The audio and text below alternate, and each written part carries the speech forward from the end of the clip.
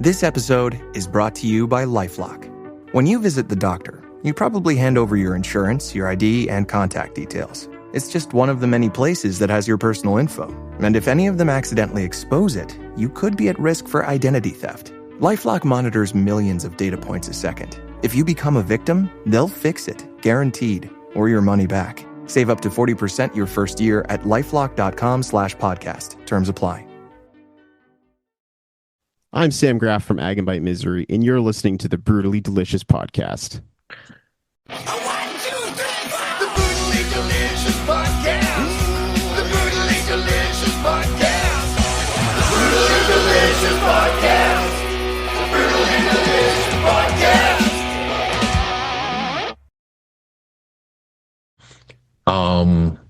Anyway, thanks for taking the time. I appreciate it.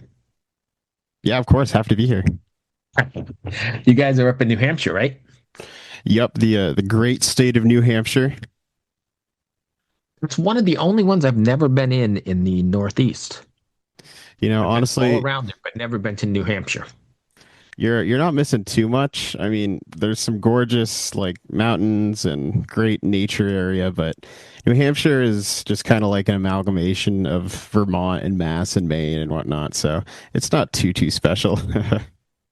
So one of my questions, and I guess we're going to jump to it early. Hope you don't mind. I'm just going to leap right in. But Oh, by all means. black metal is very atmospheric and always nature driven, and some of the better bands come out of like, those weird sparse countries, like, not that Norway's weird, but the Scandinavian countries. This is kind of a perfect fit for what you're describing, right? Yeah, no, I definitely. I mean, I think I guess like the notion of like romantic sublimity, or like the idea of being like in awe of nature and frightened by it, but also empowered by it. I think that's at the core of a lot of black metal, going back to the early Norwegian stuff to more modern stuff. Like I think like a band like Yellow Eyes captures that really well. And they're from, or I guess they record all their stuff in like a cabin in the woods in Connecticut. So Oh, really? yeah. Wow. So they're going really lo-fi. Yeah. But I think, they're a band that I think we've definitely taken influence from. We live here on the seacoast of New Hampshire in like a very small little slice. So we're right next to the beach and really gorgeous water, and also not too far away from the mountains and these really wonderful national parks. So I think we definitely take inspiration from that and try to channel some of the classic like black metal inspired by nature in our stuff. Yeah, I mean, it would be impossible, right? It would have to seep into your being for sure. Oh yeah, definitely. And I mean, I guess like Falls of Roros from Maine, I think they're around the Portland area, and that's another area with a lot of gorgeous forestry and a lot of gorgeous waterways that I know for a fact those guys are definitely inspired by that. Okay. So let's speak about inspiration. As a literature major from way, way back and a huge fan of Joyce, how in the world did you guys mix these two? Well, it's good to know I'm in good company. So I guess I've always, been kind of a literature nerd. I have my master's in English, and I met the bassist for our band, Cam, in a English graduate program at our college. I'm a big fan of Joyce and modernist literature, and I guess all of the people he's influenced. And it just came up one day in a class. I was like, "Oh yeah, I love Ulysses. Just finished it last year. Great book." And the bassist who I wasn't familiar with at the time, was also like, "Oh, you've read Ulysses? That's so cool. I just finished it too." And I think like right from the ground up, our goal is like, oh, let's do a band that's like inspired by these really great works of literature. And Ulysses obviously is one of the greatest works of literature.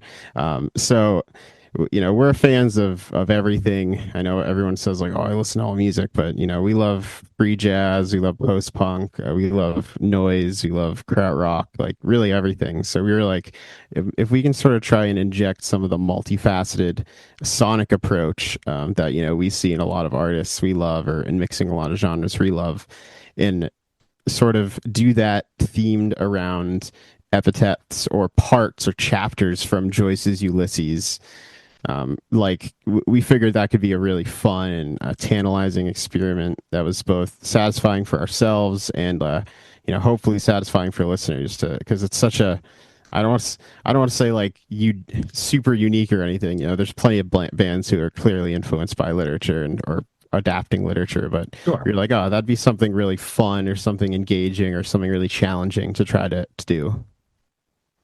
So thematic and themes aside, then, do you find yourselves adapting like that stream of consciousness and go with the flow kind of stuff in your writing that he uses in Ulysses? Yeah, I think we sort of tackle it in a few different ways. Like we early on, we sort of made the decision to, I guess, make an album where each song was going to be one of the different chapters of Ulysses, and each chapter is adapting, a different part of the Odyssey and has different prosal or written devices.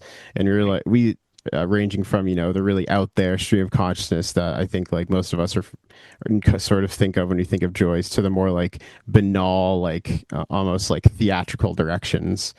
Mm-hmm. Um, so we kind of I think went on like a song by song basis and tried to be like, okay, so this chapter, like what stands out about it when we think about it? Like for example, the first chapter in the book, Telemachus, it's very angry. It's very pissed off. The main character is gets woken up in the middle of the night and wakes up in the day, early in the morning, and he's pissed that he's living with a bunch of annoying roommates and that he's in this weird position back in Ireland, and that he's feeling guilty about his mother, but he's also angry about his circumstances. So we were like, oh, what if we turn that into like a grindcore song or a power violence song?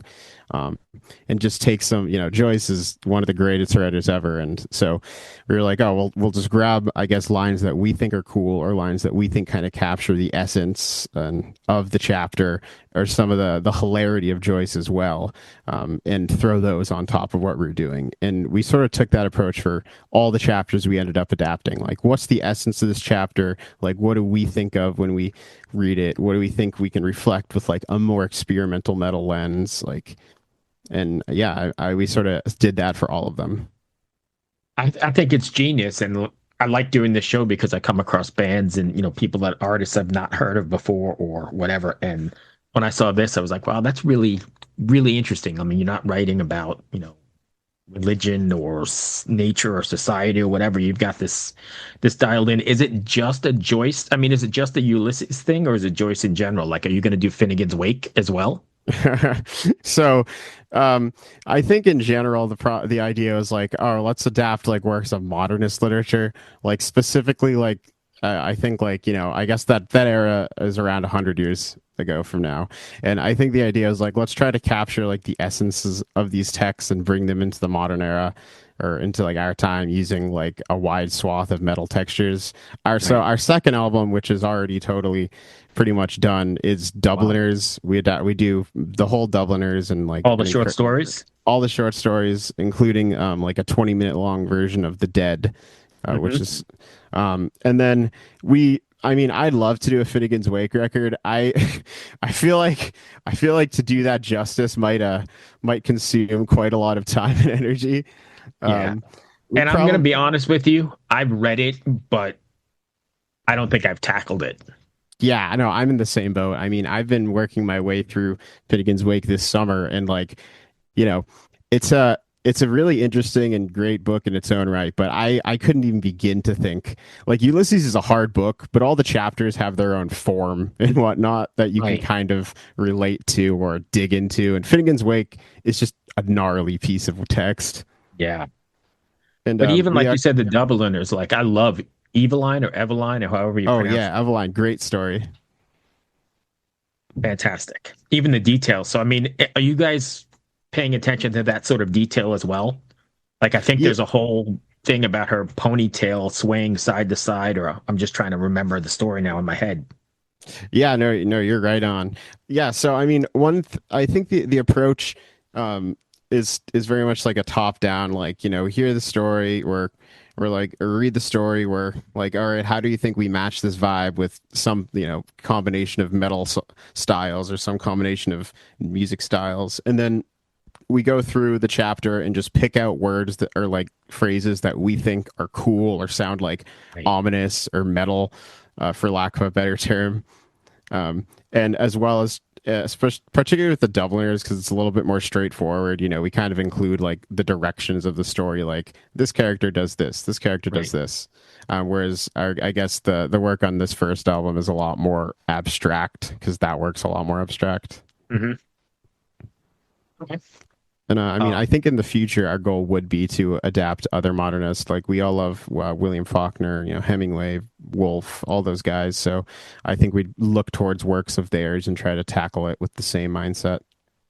When you're writing this, or when you even started this, were you concerned that it may not resonate with the average metal listener who's used to whatever myths and, well, I guess it's sort of there, but I'm saying more aggressive kind of things. Yeah, I mean, I think that was definitely a concern. I mean, we've initially when we started out, like jamming with a Cam on bass and my good friend Adam, who we've done a bunch of stuff with on drums. The idea was like, oh, let's just make like weird metal, like sludgy, like black metal, like. And then as we, after about a month or 2 months of that, we're like, what if we try to focus this and make something that's like really our own? And I mean, obviously commercial viability is, a thing that every artist has to reckon with in their own way. But I mean, I guess I look at bands like nowadays that are killing it, like Imperial Triumphant or, even Yeah. like older stuff like Portal. And like, I describe that music as uncompromising to say the least. Right. And I guess I think right now we live in a moment where there is like a very particular market for like sort of the more cerebral, heady, not necessarily straightforward, like, anti-religion or anti-society sort of extreme metal. Like, labels like the Flenser, labels like I Void Hanger that, have a lot of bands that are doing really interesting cerebral stuff. And I think we've always sort of been like, oh, well, we might be able to carve out a niche in that area. Right. Okay. So I just doing some research here. I kind of looked at you guys at some live shows. How does the hooded theme come about mixed with the Joyce? I mean, you seem to have a lot of things going on. How did you meld that all together? Yeah. So originally, when we first started jamming, we weren't like, oh, we're going to be a robed or hooded band. Like, it wasn't first, it wasn't initial, but we went to a Subterranean Dissonance Fest, the first one that they held in Philadelphia a couple years ago, which was like this amazing lineup with Puron and Imperial Triumphant and Horrendous, and it was just a great show. And at that show, we saw John Frum, who are that super group featuring a bunch of really wonderful musicians, and they came on stage and they were wearing like, they weren't just doing like, I guess kind of like the black metal thing that like you see like a band like Migwa or like Profanatica. And I was thinking like Batushka, right? Or Gaera. They all kind of do that. No, totally. But they were just wearing like kind of like white robes with like blue like highlights around it, and we were like, huh, you know what, it'd be really cool if like we sort of had some like visual marker to like kind of ground the whole thing in, or because one thing about Joyce is that his stuff is famously hard to like to ground in visuals. Like, Yeah. The cover of Ulysses is has a bunch of different versions, but none of them are like, oh, that's like that's the distinctive Joyce. There's so many symbols throughout his work, but there's very few like really iconic visual things. So we were like, okay, well, we want to sort of do something that's paying homage to the black metal tradition, paying homage to like this extreme metal tradition, while also trying to I think tie it into like I guess like a tradition of like scholarship and monks almost. We've always referred to the robes as like monk robes or hooded robes. And the reason why they're blue is the original, and in Joyce's mind, his ideal cover of Ulysses was like this really rich royal navy blue. Oh, I was unaware of that. Yeah, it's sort of this fun little detail, and so we figured it would just be something like cool to tie into both like I think like the scholarly tradition, the black metal tradition, as well as to give like a grounding visual signifier. Like on our album art, for like our demo, we have 3 hooded figures sitting around a fire, and for our full album art for the upcoming full length, it's 3 blue robed figures standing on the streets of Dublin. So I think like just something to like that, like when you think of in your mind, you're like, oh, Agenbite Misery, oh, those guys wear blue robes and it's about literature, something to tie it all together. When you were sequencing this record, and I haven't heard the whole thing, so I don't know the answer to this. Did you go like chapter by chapter, or is it sequenced more for a journey that you guys wanted to take your listeners on? So I guess a bit of both. The record's 8 songs, and it's in chronological order. We begin with the first chapter and end with the last chapter. But as we were writing these songs, it was pretty immediately like, okay, this song is like one of the songs on the record, A Charitable View of Temporary Insanity, which we always just refer to as Hades, which corresponds with the Hades chapter. It's like this funeral doom song, like super plodding, super heavy, like Primitive Man, Mournful Congregation inspired.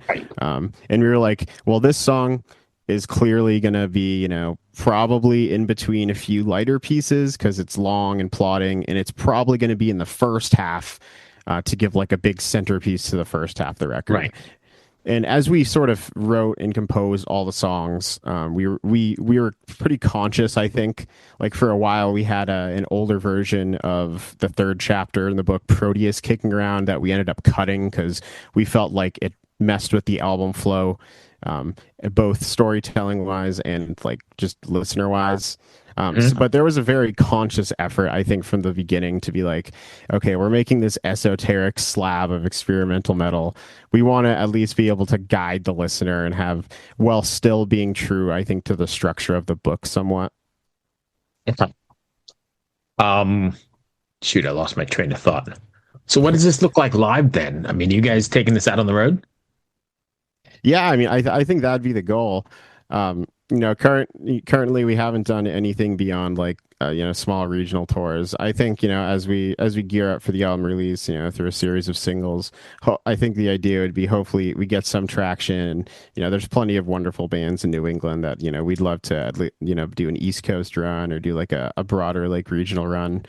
I mean, this record is entirely like, in one guitar tuning, and there's not a ton of like difficult layers. One of the songs is pretty, it's like almost a post-punk song with like a bunch of synths and triggered like fake programmed drums on it. Like really, I guess Lamp of Murmur-esque maybe. And that one, I don't think we've successfully figured a way to do that live yet, just because it's such a thing. And all 3 of us perform vocals live as well. So I think it's something we'd love to do. I think we just sort of have to like lock in and I guess figure out a few workarounds because I love seeing bands do their full albums in full, and especially for like a concept record like this, I think that'd be awesome to do. If you had, and I don't know how this applies to the kind of black metalish vibe you got, but if you had unlimited funds, what would this look like live? Oh man. Well, first of all, it'd probably be getting like a dedicated second guitarist, and maybe like a dedicated drummer, because actually our drummer Adam is the one who does the majority of vocals. He's just a really good black metal screamer. So it'd probably be that, getting us all on like, in-ears and timing it, making it easier. And, we've toyed with stage setups. Like, I just saw the band Knoll last night, and they have a really wonderful stage setup where they have all these like old antique lamps light the stage and nothing else. And they change the colors of that. I think we'd like to do something like that. Like we've sort of been in talks recently about, getting a bunch of books to like litter the stage, or like mics, us on our amps, around the amps on the floor, right. Getting like visual signifiers that look cool. I don't think we'd ever go like over the top to like a King Diamond or anything, but I think just tasteful cues from the book or from the era, sort of to invoke something in the audience would be nice. That makes sense. And I think that brings me to the end of what I had prepared. Did I miss anything you want to cover? I've got some more stuff, but the meat and potatoes I think we covered, right? Yeah, no, I think that does most of it. Yeah, I mean, I guess just If fans want to find you, where can they do so? yeah, so we're just Agenbite Misery on pretty much every platform. That's Agenbite, Misery, no space. Instagram, Facebook, TikTok, all that stuff. We'll be releasing 5 singles, each with their own like visualizer, filmed and edited by the band, and in addition to a full album visualizer when that fully comes out. And it's going to be coming out a ways away from now, but February 6th, 2026. The full record is going to be called Remorse of Conscience. That's a lot of work to do all those videos. You doing 5 videos? Yeah, we're gonna do 5 videos, and then the full album's gonna have a visualizer. Okay. So sorry I kept you talking too long, but I appreciate your time, and I do appreciate you guys mixing the two because I am a literature fan. No, hey, I appreciate it too. I'm glad to see someone respected, and thanks so much for having me. No worries. You have a great day, my friend. You as well. Thanks, man. All right. Be well. Cheers.